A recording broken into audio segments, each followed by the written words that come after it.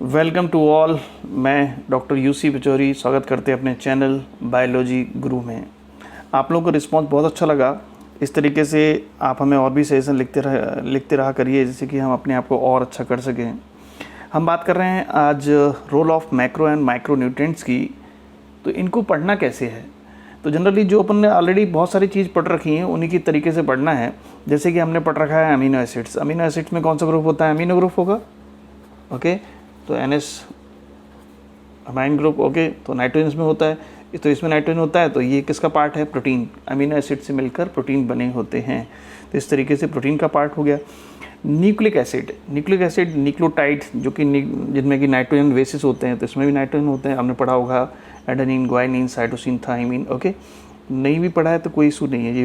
जब purine pyridine पढ़ेंगे तो हम आपको और फिर से रिवाइज करवा देंगे। ओके, तो इसमें क्या होता है कि नाइट्रोजन बेसिस होते हैं, इसमें रिंग्स होती हैं इस तरीके से। इन रिंग्स में यहाँ पे आपका जैसे प्यूरिन है तो यहाँ पे नाइट्रोजन, यहाँ पे नाइट्रोजन, यहाँ पे नाइट्रोजन, यहाँ पे NH2। तो ये नाइट्रोजन जो लगे हैं ये नाइट्रोजन बेसिस ही हैं। ओके, तो न्यूक्लिक एसिड में होंगे विटामिन्स हैं, हार्मोन्स हैं। तो ये सब चीज़ें अपन ऑलरेडी कहीं ना कहीं पढ़ रखी होती हैं, तो उनको जस्ट रिमाइंड करना है।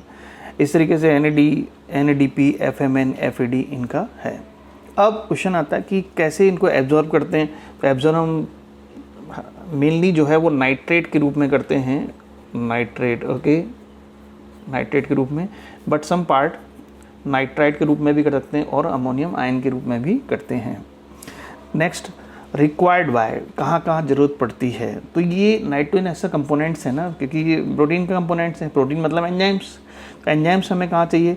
जितने भी ऑल मेरिस्टेमेटिक सेल्स हैं उनमें चाहिए होंगे। ओके, दूसरा क्या है? मेटाबॉलिकली एक्टिव सेल्स जो हैं उनमें भी हमें नाइट्रोजन की ज़रूरत पड़ती है। ओके, तो ये किसका हो गया? नाइट्रोजन का।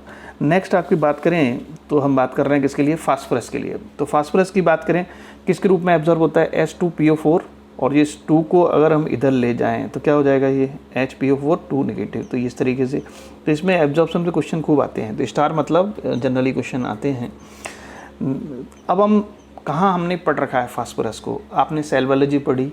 सेल बायोलॉजी में आपका सेल में जो प्लाज्मा मेम्ब्रेन होती है वो बनी होती है फास्फोलिपिड की। तो सेल मेम्ब्रेन, प्लाज्मा मेम्ब्रेन किसकी बनी होती है? वो फास्फोलिपिड की। तो उसमें फास्फोरस होगा, बाइलेयर के रूप में होती है। तो फास्फोरस यहाँ आ गया कि नहीं आ गया? ओके, फिर न्यूक्लिक एसिड, न्यूक्लियोटाइड, आपका ATP है, GTP है, आपने ये टर्म सुने होंगे। तो इसमें सब में फास्फेट आ रहा है। CTP है, ओके, UTP है, TTP है। तो इनमें सभी में फास्फोरस रहता है। इसके अलावा जितनी भी फास्फोराइलेशन प्रोसेस हैं जिसमें फास्फेट ऐड करते हैं, रिमूव करते हैं, तो फास्फोराइलेशन, एडिशन और रिमूवल ऑफ फास्फेट ग्रुप, उसमें भी फास्फेट चाहिए होगा। ये आपका आ गया ATP, ADP, AMP, NADP, सभी में फास्फेट होगा। यहाँ पे हमने स्टार लगाया है सर्टेन प्रोटीन। जनरली प्रोटीन में फास्फोरस नहीं होता है, लेकिन कुछ प्रोटीन्स हैं जिनका हम नाम यहाँ मेंशन कर दें। Nucleo proteins. कौन सी प्रोटीन है वो? न्यूक्लियो प्रोटीन्स हैं। प्रोटीन तो हैं, कैसी है? न्यूक्लियो प्रोटीन्स हैं। तो न्यूक्लियो प्रोटीन्स हैं उनमें फास्फोरस होगा, अदरवाइज प्रोटीन में फास्फोरस नहीं होता है। तो क्या लिखा है? सर्टेन प्रोटीन लिखा है। ओके, तो सेल मेम्ब्रेन में certain protein, all nucleic acid and all phosphorylation reaction. Okay, now next क्या है? नेक्स्ट आपका है पोटेशियम। अब पोटेशियम का जो कंसेप्ट है, इसमें किस रूप में एब्जॉर्ब होता है? तो पोटेशियम आयन हो गया। देन मोर अबंडेंट कहाँ पाए जाते हैं? ये भी मेरिस्टेमेटिक टिश्यूज़ में होंगे। ओके, ये थोड़ा स्पेलिंग ठीक कर लीजिएगा। Then words, leaves, root tips. ये मेरिस्टेमेटिक टिश्यूज़ कहाँ होते हैं? जैसे कि हम बात करें, ये एनाटॉमी की बात करते हैं तो इसमें क्या होता है? This is suit apical meristem. Suit apical meristem जिसे हम कहते हैं श्याम। रूट के एपेक्स पे भी यहाँ मेरिस्टेम होता है। रूट के एपेक्स पे इसको बोलते हैं रूट एपिकल मेरिस्टेम, राम और श्याम। ओके, तो इस जगह पोटेशियम चाहिए होंगे। तो पोटेशियम करता क्या है? बेसिकली पोटेशियम क्या करता है कि इसमें ये जो स्टार लगा है ये तो आपको याद करनी है, anion cation balance. Okay, opening and closing of stomata. अब इसमें देखें किस तरीके से। तो स्टोमेटा में क्या होता है कि यहाँ पे एक सेल होती है इस तरीके से, and that cell is called guard cell. Okay, ये है गार्ड सेल।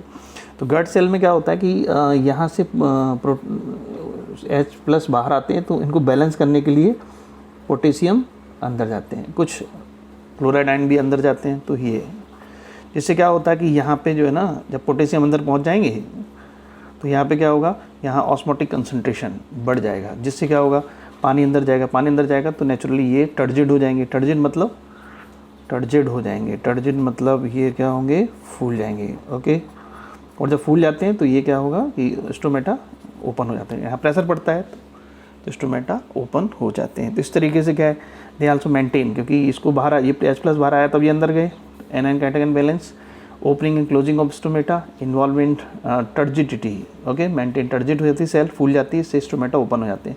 और इस तरीके से कई सारे एंजाइम को एक्टिवेट करता है जो कि प्रोटीन सिंथेसिस में पार्टिसिपेट करते हैं। तो यहाँ पे आपका प्रोटीन सिंथेसिस, तो इसमें क्या क्या देखा, एनायन वैन, ये एक तो ये हो गया, ओपनिंग वाला क्वेश्चन हो गया।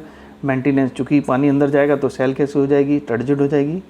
एंजाइम को भी एक्टिवेट कर रहे हैं, कौन से एंजाइम, जो कि प्रोटीन सिंथेसिस में इन्वॉल्व होते हैं। ओके, नाउ नेक्स्ट आपका है कैल्शियम के बारे में बात कर रहे हैं। तो कैल्शियम का क्या रोल है, तो आपने कहाँ पढ़ रखा है कैल्शियम, आपने पढ़ा होगा मिडिल लैमेला, वो बनी होती है, किसकी बनी होती है, made up of calcium pectate. तो कैल्शियम है वहाँ तो हो गई।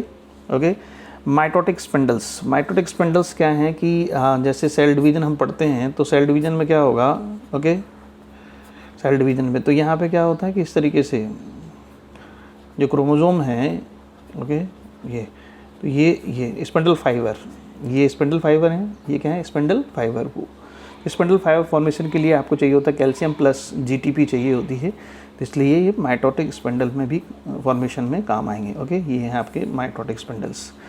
एक्यूमुलेशन ऑफ ओल्डर लीव्स, तो कैल्शियम जो है स्ट्रक्चरल पार्ट है, क्योंकि कैल्शियम मिडिल लैमेला का पार्ट है, इसलिए ये ओल्डर लीव्स में रहता है, ये ट्रांसपोर्ट या मोबाइल नहीं होता है। Okay, normal functioning of cell membrane का भी अच्छा है, कैल्शियम है, बोरोन है, ये सब सेल मेम्ब्रेन की फंक्शन को कंट्रोल करते हैं। इस तरीके से एक और हैं एंजाइम्स, एमाइलेज और एटीपेज एंजाइम जो है उनको भी क्या करेंगे, ये उनको एक्टिवेट करते हैं। तो अपन ने मेन पॉइंट्स क्या होगा, कैल्शियम पेक्टेट तो आपको याद करना ही है, माइटोटिक स्पिंडल याद करना है, बाकी ओल्डर लीव्स वाला तो कई जगह और भी आएगा, एमाइलेज और एटीपेज। Okay, done.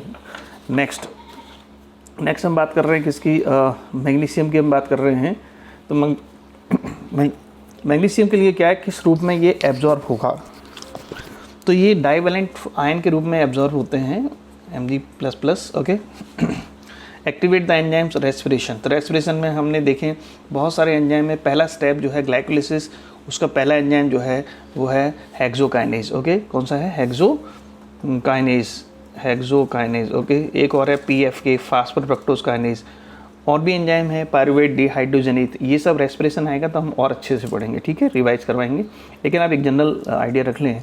इसी तरीके से फोटोसिंथेसिस के जो एंजाइम हैं like Rubisco, okay, and then पेप्केज, तो ये सब आपका मैग्नीशियम ही इनको एक्टिवेट करता है। Involve in DNA and RNA, तो सिंथेसिस DNA RNA क्या है, बहुत सारे एंजाइम्स हैं उनके चाहिए होगा, ठीक है।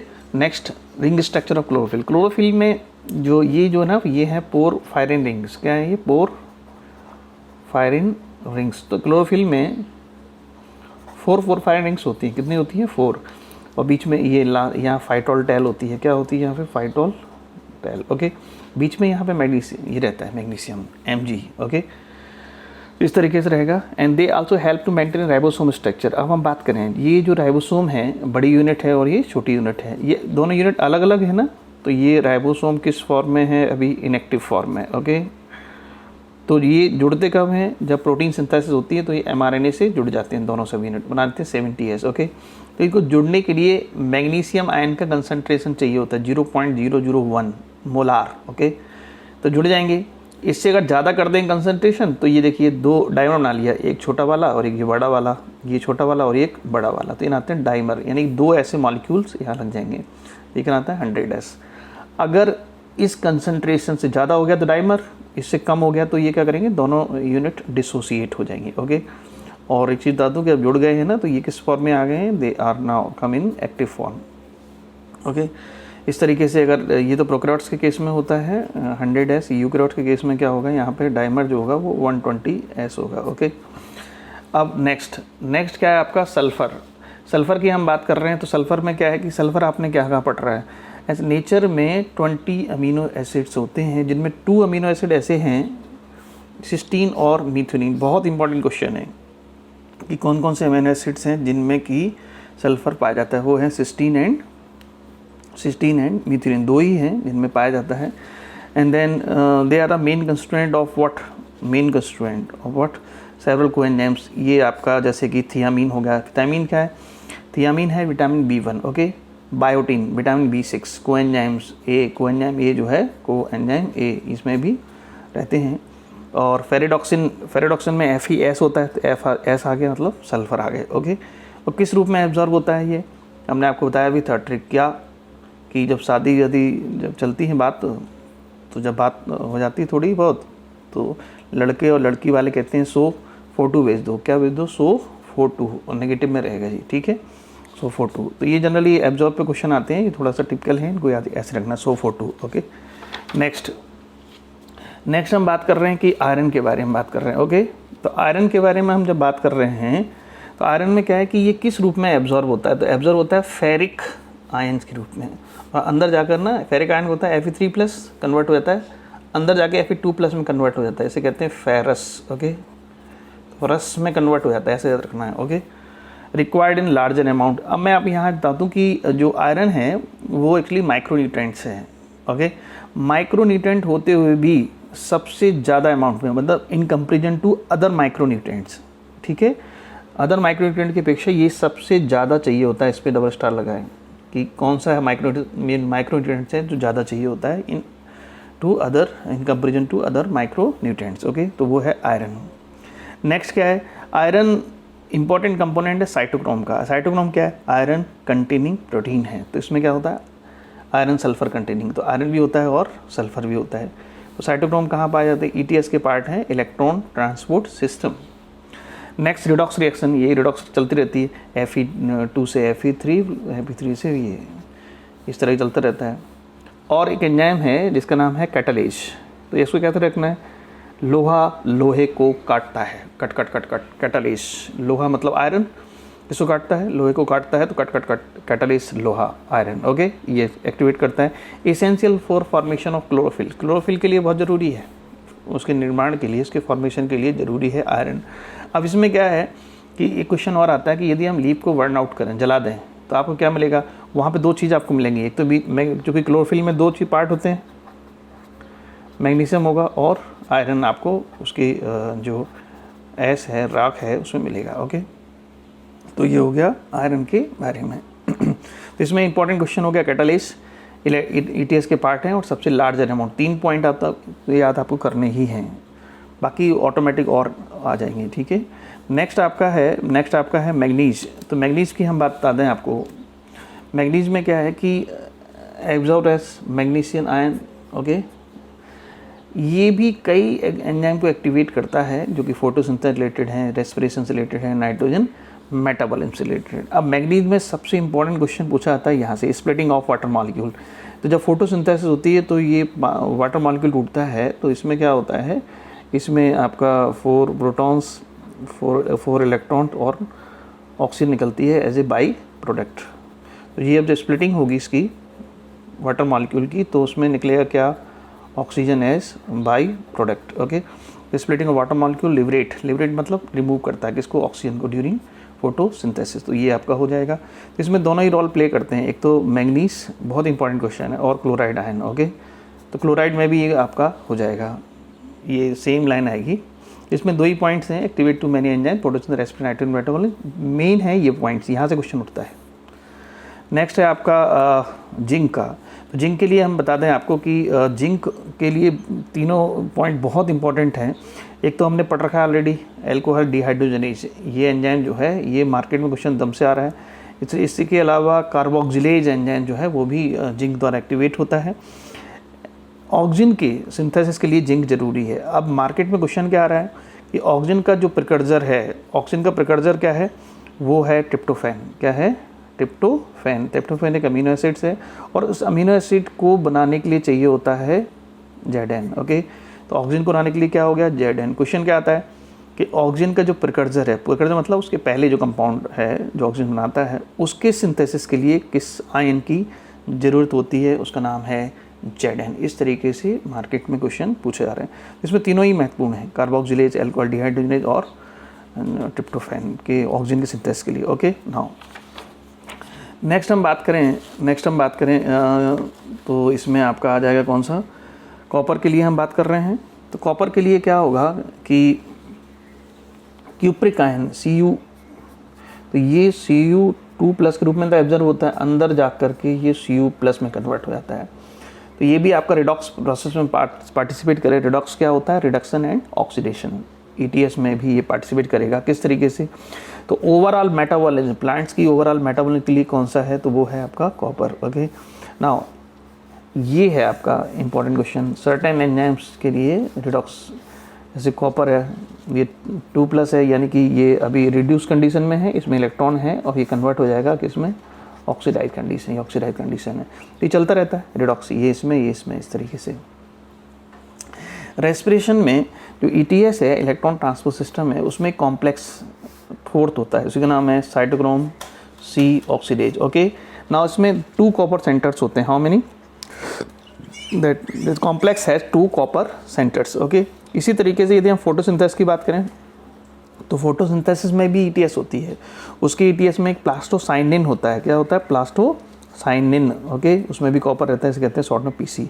तो ये PC का पार्ट है, साइटोक्रोम C ऑक्सीडेज का पार्ट है। How many centres are there, 2 copper centres. Okay, हम ETS पढ़ेंगे तो और फिर से आ जाएगा ये। डन। नेक्स्ट आपका है बोरॉन के बारे में बात कर रहे हैं।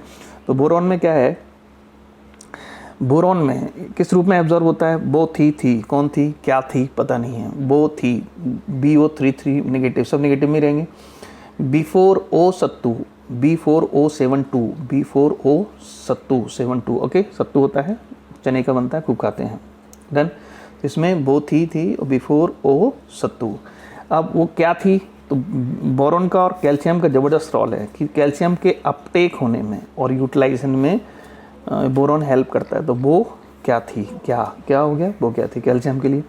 मेम्ब्रेन की फंक्शनिंग के लिए, ओके, मेम्ब्रेन फंक्शनिंग में बोरॉन भी है, कैल्शियम आयन है। पॉलन जनरेशन के लिए क्या पढ़ना है, ये इंपॉर्टेंट, जहाँ पे आपने स्टार लगाया हुआ है, ये देखिए स्टार हमने मेम्ब्रेन फंक्शन लगाया हुआ है, अपटेक और इस पर भी स्टार रहेगा। पॉलन जनरेशन, ये डायरेक्ट क्वेश्चन है कि पॉलन जनरेशन के लिए, जैसे कि आपका ये है female part, that is stigma, stigma पर यहाँ पॉलन ग्रेन्स आ गए, ये आ गया पॉलन ग्रेन। तो यहाँ पे जो पॉलन ट्यूब बनाते हैं, तो यहाँ जनरेशन के लिए कौन से आयन की आवश्यकता होगी, वो है आपका बोरॉन। इस तरीके से कार्बोहाइड्रेट ट्रांसलोकेशन, ये मेन पॉइंट्स हैं 1, 2 और 3, इनको तो आपको याद अच्छे से करना पड़ेगा। जब फूड ट्रांसलोकेट होता है फ्लोएम के थ्रू, ये आपका फ्लोएम हो गए। ओके, तो यहाँ पे ये आपका सीप ट्यूब्स हो गई। तो फूड के ट्रांसलोकेशन के लिए कौन सा यहाँ चाहिए होता है, बोरॉन। ओके, बोरॉन चाहिए होता है। तो एक तो पॉलन जनरेशन के लिए, फूड ट्रांसलोकेशन के लिए, मेम्ब्रेन फंक्शनिंग के लिए, uptake and utilization of calcium ions. Okay, now next हम बात कर रहे हैं मोलिब्डेनम के बारे में बात कर रहे हैं। ओके, मोलिब्डेनम जो है उसमें क्या करना है, किस रूप में ऑब्जर्व होता है, तो ये देखिए MO तो हो गया मोलिब्डेनम, इसमें ऑक्सीजन लगी O22, ऐसे ऐसे याद रखना है, MO2 हो गए, MO2, ठीक है, 2+, तो MO2 है तो फैलेंगे मतलब प्लस में जाएंगे, तो ये आ गया MO2। ओके, तो ये भी बहुत इंपॉर्टेंट क्वेश्चन है, किस रूप में एब्जॉर्ब होते हैं।